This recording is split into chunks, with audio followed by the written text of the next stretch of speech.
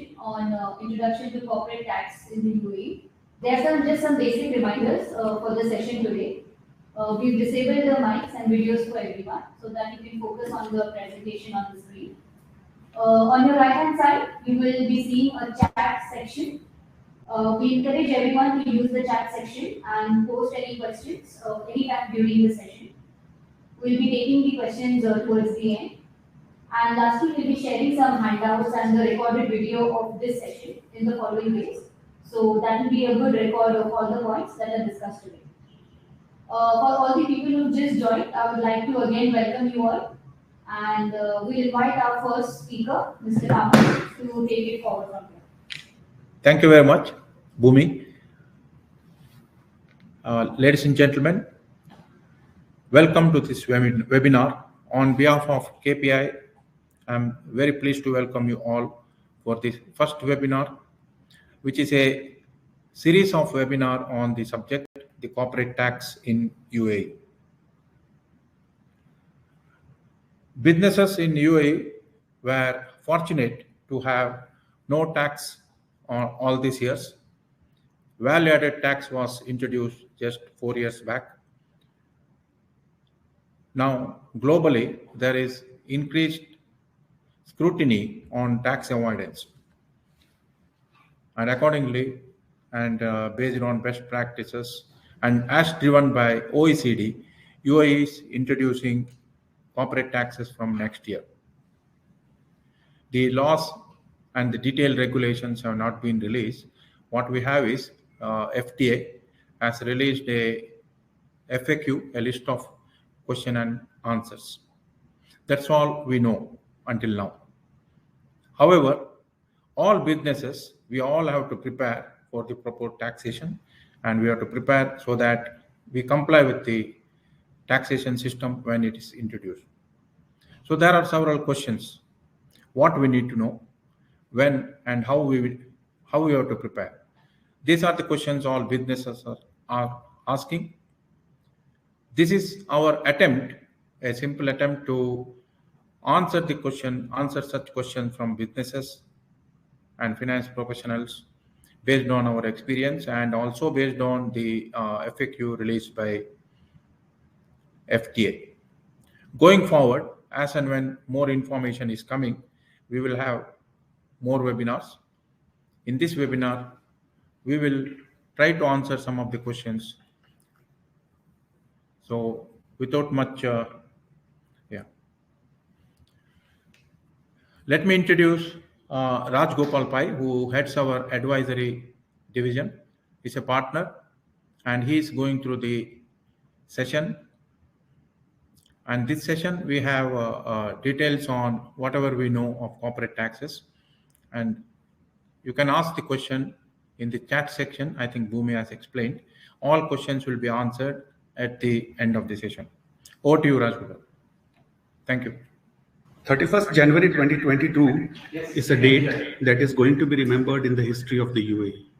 On this date, the Ministry of Finance announced introduction of tax on income and income from business and commercial activities in the UAE. Hello and welcome to this session where we will further deliberate on the corporate tax announcement made by the Ministry of Finance. Thank you, Mr. Kamath and Bhumi, for the introduction and setting up the event for our clients and friends. Over the last one and a half years, we have been discussing whether the UAE will bring in corporate tax or not. It has now been announced and soon it's going to be a reality. In May 2018, UAE joined OECD's BEPS project, which is base erosion and profit shifting. And it had signed the inclusive framework and subsequently brought in few legislations such as economic substance regulations and country-by-country reporting for large corporates, which are basically to assist in avoiding harmful tax practices, what Mr. Kamath had mentioned in his introductory speech. These ESR and CbCR regulations that we have been filing with the Ministry of Finance are amongst the 15 action points of the BEPS project, which UAE had initially signed on. Now, when the Pillar 1 and Pillar 2 tax blueprints or reports, as we call them, were released by OECD, they were widely accepted by G7 and G20 countries. So it was a foregone conclusion that all signatories to the BEPS project, including the UAE, would have to implement some sort of tax on business incomes. UAE surprised the businesses by announcing 9% corporate tax, which is amongst the lowest in the world. However, large multinationals would be taxed at a different rate to be announced later by the Ministry of Finance. This regime of corporate tax will be effective from the financial year starting on or after 1st June 2023. Now, before we go forward, we'd like to dwell further into corporate tax and the difference between the transaction tax and the corporate tax. Transaction tax is basically a tax which is levied on transactions. For instance, we have VAT and excise tax in the UAE. Not all transactions have the same VAT rate. Some have standard rate of 5%. Some are zero rated like exports, and some exempt. At the same time, some transactions are considered to be out of scope from the purview of VAT. Income tax or corporate tax, what we are going to discuss today, is a tax on profits earned by an entity. To arrive at the profits, we prepare an income statement where we aggregate all the transactions, including the different type of VAT rates, and prepare the profit and loss account. So let us quickly explain and try to understand with an example. In this slide, what we are showing is there is a sales invoice generated by a company. So if you see in this invoice, the sales value is of 10,000.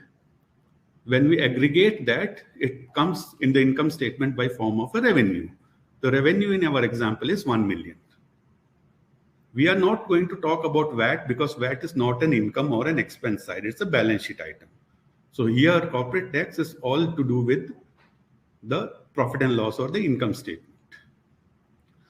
Likewise, when we purchase some goods, we treat them or consider them as a cost of goods sold and reduce it from the revenue to bring it to a gross profit level.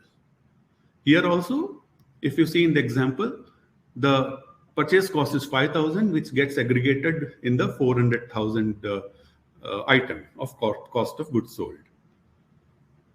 Similarly, we have all admin and other expenses, and that aggregates in our example to 200,000, and which gives us a result of profit before tax of 400,000.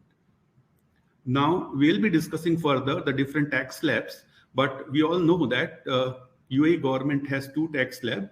Up to 375,000 of profit earned in dirhams would be at zero rate, and over and above 375,000 dirhams would attract a tax rate of 9%. So in this example, we have a profit before tax of 400,000. So subtracting 375,000, we come to a taxable profit of 25,000, and 9% comes to 2250. So tax what we are going to pay on this particular profit is 2250. So that's what we are going to discuss in the next few slides. While we are talking about the applicability of corporate tax, yes, it is applicable to all the businesses and commercial activities. It may be entity, it may be a freelancer or anybody who is having or providing or getting an income from business or a commercial activity. The only exception right now, what we are aware of, is oil and gas companies or companies in this particular sector of natural gas extraction are exempted from this corporate tax that what the government is trying to bring in, because they are already under a separate taxation by the individual emirates, though they are on the emirate level taxation. And what we are going to discuss or what we are discussing or waiting for is a federal corporate tax, which will be same across all the 7 emirates. So now when we talk about the net profit in the previous example, that is a straightforward vanilla profit and loss account. But for arriving at the income tax purpose profit, we have to make certain adjustments that would typically be specified in the corporate law that we are all eagerly waiting for. And that net profit post the adjustments would be taxable. Here, I'd like to bring in a point that when we prepare the income statement, it has to be in accordance with an internationally accepted accounting standards. Yes, going forward for income tax purposes, the accounts needs to be audited because the authorities will rely on an audited accounts to understand whether the profits are as per the international international accepted accounting standards. Just to go back a little, when we say that the financial year will be beginning on or after 1st June 2023, so unlike in many other countries, for example, in India, for tax purposes, the financial year is April to March, and accordingly, every company will have to prepare a balance sheet, profit and loss account, and calculate their taxability based on that financial year. Here in UAE, as per the FAQ, what we are aware of, it is any financial year starting on or after 1st June 2023. So if your financial year is January to December, the first taxable financial year would be 1st January 2024 to 31st December 2024. So this is just a step taken from the ESR reports. If we all are aware, it is the 12 months period financial year. You can have any financial year that you would like to continue with, and accordingly we are filing our notifications from 6 months from the end of the financial year and reports by the end of 12 months from the end of the financial year. Just a quick reminder for all the companies that are following April to March financial year, we are very quickly approaching the deadline for filing the economic substance report with the FTA. And if you need any assistance, please feel free to reach out to us. Here for the registration purposes, yes, all entities will be required to register with FTA for the purpose of corporate tax. Couple of points, obviously at this juncture, we'll like to understand, or we are getting questions is like whether private trust, which are not an entity actually, and foundations, would they be taxed? And if yes, what would be the tax treatment? We are still waiting for the law, which will clarify certain things on the taxability and who all or which all entities are supposed to be taxed. Also, will there be a tax benefit to Emirati or GCC nationals if they are holding shares? Just like in case of Saudi, if a company is owned by a GCC national, then instead of income tax, they have to pay zakat. Same way, in case of Oman, actually, if it is a local, in case of Qatar, in case of Qatar, if it's only owned by a GCC national and the national particular person is staying or residing in Qatar, then such companies are exempt from tax. It's only the foreign shareholding which is taxed. So we'll have to wait to see what exactly the government intends us to do. Going forward, the corporate tax rates, as we discussed, there are two slabs. 0%, it will be tax-free up to 375,000. Over and above taxable income of 375,000, it will be taxed at 9%. One more thing to be noted here is that all the large corporates, based on the OECD directives, the large corporate is the one where the group turnover is over 3.15 billion dirhams. They will be taxed at a different rate. So as per the OECD Pillar 2, what we were discussing about, probably they may be taxed at 15%. Otherwise, they will have to pay a tax in some other jurisdiction, and obviously the government would not allow to lose those particular revenue. Two specific income parts, which are dividend and capital gains, which are earned by qualifying shareholders, which is to be defined in the law, would be exempt from taxable income list. So any person, any company earning dividends or capital gains, it will be sort of a deduction from the total income, and no tax would be paid on such dividends and capital gains. Also, like in other jurisdictions, Saudi specifically, there is an advance tax requirement end of 3, 6, and 12 months. Here, the government has specifically mentioned that there won't be any advance tax payable. Also, there won't be no withholding tax in the UAE. UAE companies are not required to deduct any tax on payments of dividends, capital gains, interest, royalties to an overseas investor. Similarly, if the income includes some portion which has been taxed in other jurisdiction outside of UAE, the government, the Ministry of Finance, has proposed that such credit would be made available on the total income. So we will have to, it's sort of a self-assessment or other tax which has already been paid outside. So we will have to reduce our tax exposure to that limit. Point to ponder here is certain incomes, like, if an individual is owning a property and earning income from rentals, because it's not considered as commercial or business activity, it would be out of purview of the corporate taxation. So we'll get more clarity when the law is out, and people might tend to structure their business accordingly. Related parties, this is one of the going to be very challenging and very interesting once the law is out. So government has already decided and said that transfer pricing rules will be applicable for businesses in the UAE, and most probably we will have to follow the OECD transfer pricing guidelines. So any company which is a multinational company which has presence in more than one jurisdiction like UAE and any other country, then for such type of businesses, we need to be prepared and get ready for the transfer pricing regulations. The government here is also allowing the businesses to form a tax group. Very similar to what we have now for VAT purposes. So there will be sort of a criteria under which we can identify which are the companies under the same management, same group, and we can form a tax group and elect to file a single return. It is only for the purpose of administrative ease, that instead of filing, say, suppose a company with the tax group of 10 companies, instead of filing 10 returns, you can choose to file a tax group and file only one return.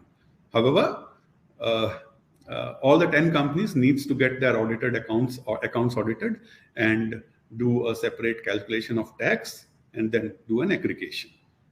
In the tax group, the benefit is if one of the companies in the tax group is a loss-making company, you can set it off against the profits of the other company. There is also a provision of carrying forward the losses, which we will discuss subsequently. But in this case, if it is a group, then you can claim the losses upfront rather than carrying it forward and adjusting against the future profit.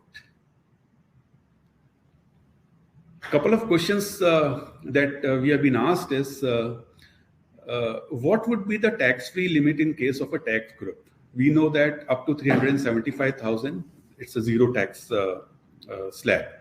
So if a group of 10 companies, would it be 375,000 or would it be 375,000 into 10? So ideally, the principles of justice, it should be 375,000 into 10. But we will have to wait and watch what the law says.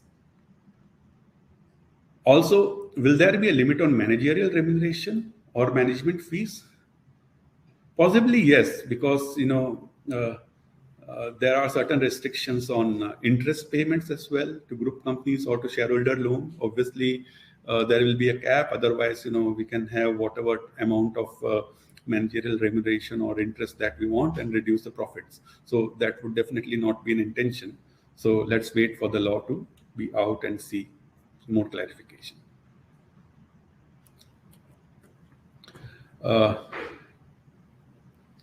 What we were just discussing about the business laws, yes, corporate tax law would provide for the set-off and carry-forward of taxable losses. We'll have to see what are the rules and what are the limitation or period by which how many years we can carry it forward and absorb from our future profits.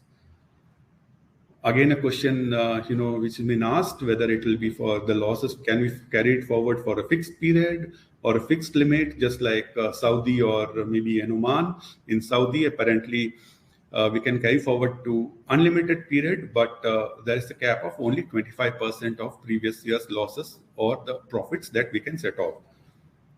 Oman has a limit of 5 years within which we can claim, otherwise those losses will be lapsed. So we'll have to wait for the law to give us further clarification. One of the most important business criteria or business structuring here in this part of the world is free zones.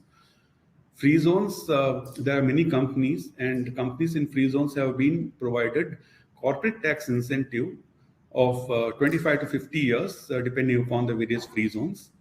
And the question is, when the federal law on corporate tax is implemented, will it also cover the free zone companies? Here, the government has, in its FAQ, clearly mentioned that they would be interested in giving benefit to those such companies who have set up in free zones, provided they meet all the registration conditions and they do not conduct business with the mainland UAE. Again, the questions have been asked is whether the entire income of such free zone company, if suppose they are doing business with mainland, would be taxed, or only to a certain portion of income or proportionate income which is generated or earned from the business with the mainland company. So we'll have to wait for the law to come out for this particular answer.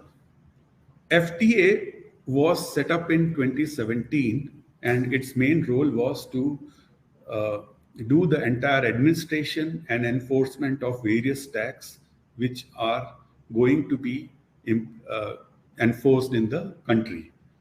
So when FTA was formed, VAT was implemented, and FTA was given the responsibility for administration and collection and enforcement of VAT as well as the excise.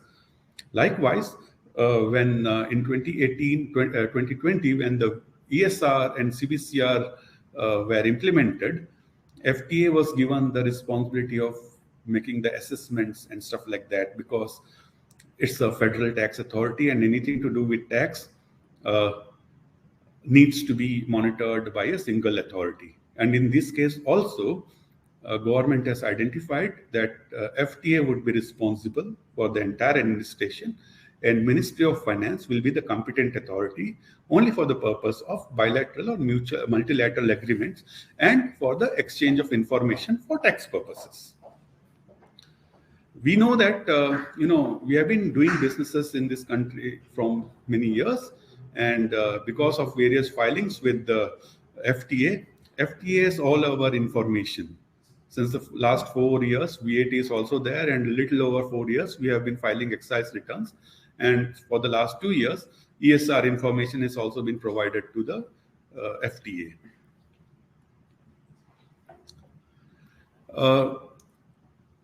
That was all with respect to the corporate tax announcements made by the Ministry of Finance.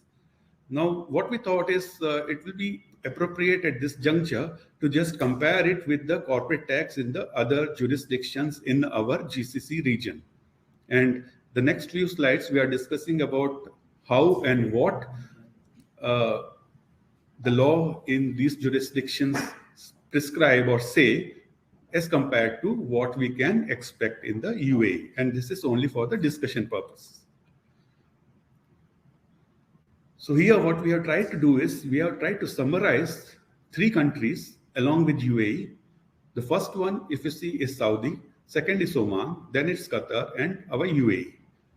As far as the applicability is concerned, we just discussed that in UAE, all local businesses and commercial activities will be under the purview of corporate tax. Whereas in Saudi, it is only on the non-GCC shareholding of the business. The GCC shareholding will have to pay zakat, not corporate tax. And it would be on non-resident Saudi PE only will have to pay the corporate tax.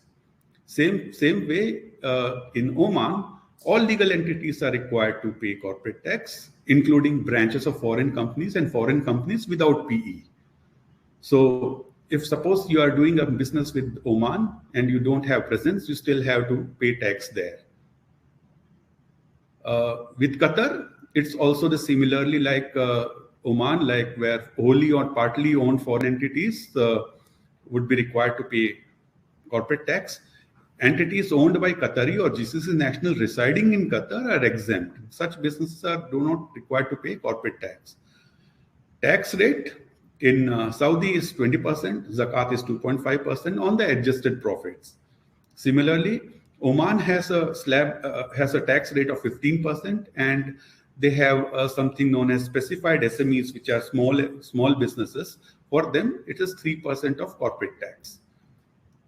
Qatar, on the other hand, has a 10% corporate tax, but for oil operators, it is anything above 35%.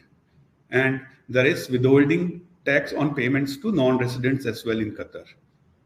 In UAE, we have just discussed the two tax slabs that are proposed to be implemented. Deductible expenses, mostly in all the jurisdiction, all the businesses, all the expenses with respect to generating the income are allowed as an expense for the purpose of tax, except to the extent that certain remuneration paid to managerial personnel and interest are subject to a certain restrictions. Same way, bad debts also required to meet certain conditions before you can fully absorb them as an expense. And what are non-deductible expenses? It is mostly similar in all the jurisdictions, like fees and fines and penalties are not obviously allowed.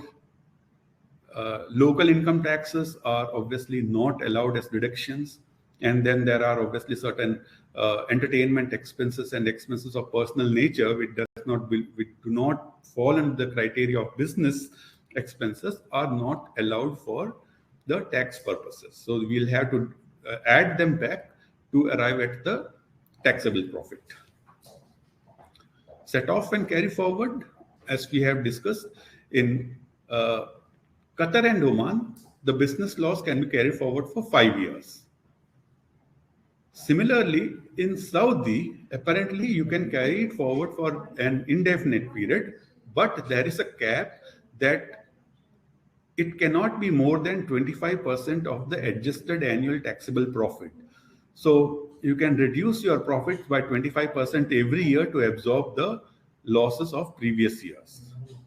Here I would like to bring in a point that in UAE, obviously the law is going to be implemented from 1st June 2023.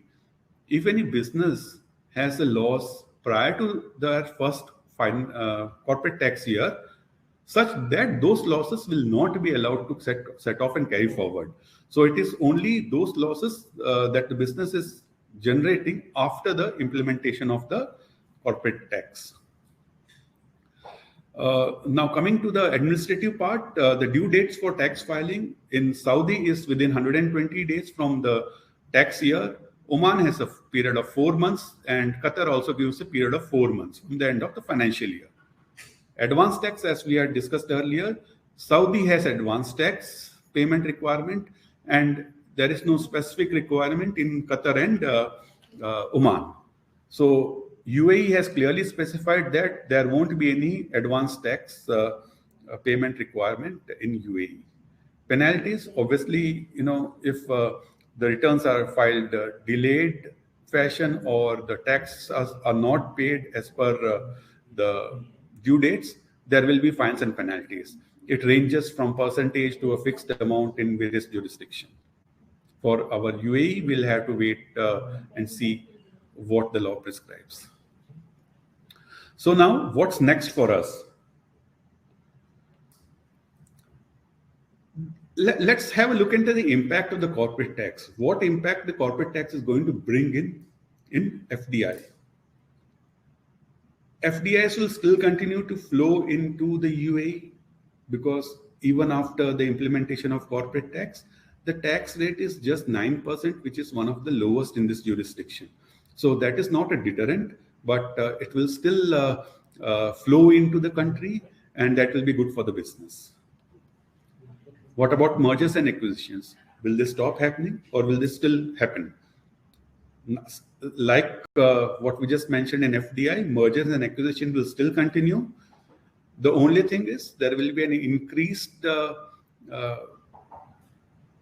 benefit for the advisory community, because now, in addition to the financial due diligence, one will have to do a tax due diligence as well.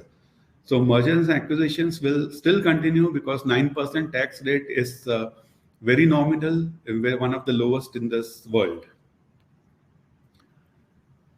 What about compliance with ESR and CbCR? ESR and CbCR were implemented, the law came out only because UAE was a zero tax or no tax jurisdiction. Now with the tax coming in, we presume that the compliance with respect to ESR would go.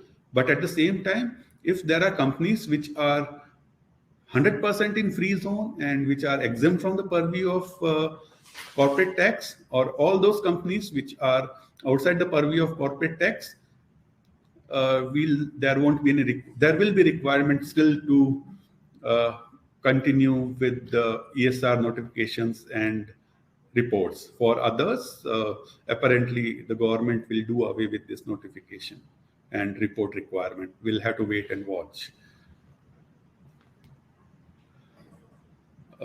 Obviously, when we say that when the corporate tax comes in, the companies will definitely not bear this in their balance sheet, and it will pass on. How it's going to pass on? It will increase the prices of product and services. Probably, we don't know.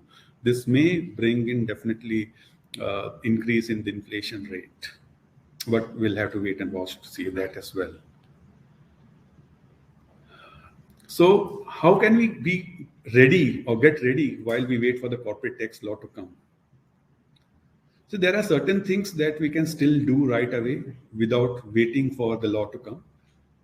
A couple of them are listed here, like we can still review the business activities. You can have a look into the what type of activities, where, how you are structured, and based on whatever information is available, like free zones and mainland, you can do an analysis and try to find out what's the best alternative for your business. We can assist you in that. The second point is you can start looking into your accounting and bookkeeping requirement, that if you are following IFRS or IAS, and if you are not doing that, we can start looking into that angle as well. There might be some additional requirement on IAS for taxation, which is, I think, IAS 12, that needs to be looked into. You can talk to us. Mahesh, our audit partner, will be able to assist you with that. Transfer pricing is the next thing. What we have discussed is that if you are a multinational company having presence in more than one jurisdiction, tax jurisdiction, this is the first thing that you can start looking at right away, because most probably we'll be following OECD's transfer pricing guidelines, and which is already out. We know what it is, and we can have a discussion and look into that as well. The other important aspect is amongst the staff, the accounting and the finance staff, we can start training them. You can start upskilling their skills, and be ready when the law comes. Technology, as I said, would have a link to the accounting and the transfer pricing requirement. There might be requirement for changing in the chart of accounts and stuff like that. We can still discuss that, and that can still be go ahead while we wait for the law to be published. That's all from our side, but we have also received some questions. I can see that on the chat. If you allow me, we will take them one by one. The first question that I have is, one of the participants is asking, I have a Javza registered company and it sells to Dubai LLC company, which is a group company. Will we be required to pay tax on Javza company profits? As we just discussed, Javza is one of the free zones which provides tax incentives to all the companies. So if your Javza company is doing business with Dubai LLC, or probably you will have to pay tax, and what sort of tax, whether it's a proportionate or on 100%, that's to be seen when the law comes out. The next question is, will an offshore company that owns real estate properties and earns rental incomes come under corporate tax bracket? The law is a federal corporate law or corporate tax law, and apparently every company in the entire UAE would be required to file their tax returns, and probably, yes, the offshore company will also be required to pay the tax on their income. What is the registration procedure and the last date for registration? Do we have to file last year's audited report for registration? We'll have to wait for the regulations to come out and the laws to come out, which will guide us what the registration process is and the last date for registration. And we hope that by mid of this year, the law will be out and it will give us ample time to prepare for the tax implementation. Do we have to file the last year's audit report? If you are already audited, then it would always be better to file the tax report, because even for VAT registrations, they were asking if the company is audited, we have to file audited accounts, or else we'll have to provide a management account. One more question is there, can the VAT group and the CT group be same? If you want, you can continue with the same group. It depends on you. VAT right now, the FTA FAQs right now allows you to choose whether you want to go singly or whether you want to go in a tax group. Some other questions, I think, we already discussed that, so I'll not be taking it again. And we are planning to have more sessions, and very soon we are going to have a session on automation and transfer pricing. We will be sending you the links and the timelines for that as well, and we'll love to have you as an attendance, as an audience. And thanks a lot for attending.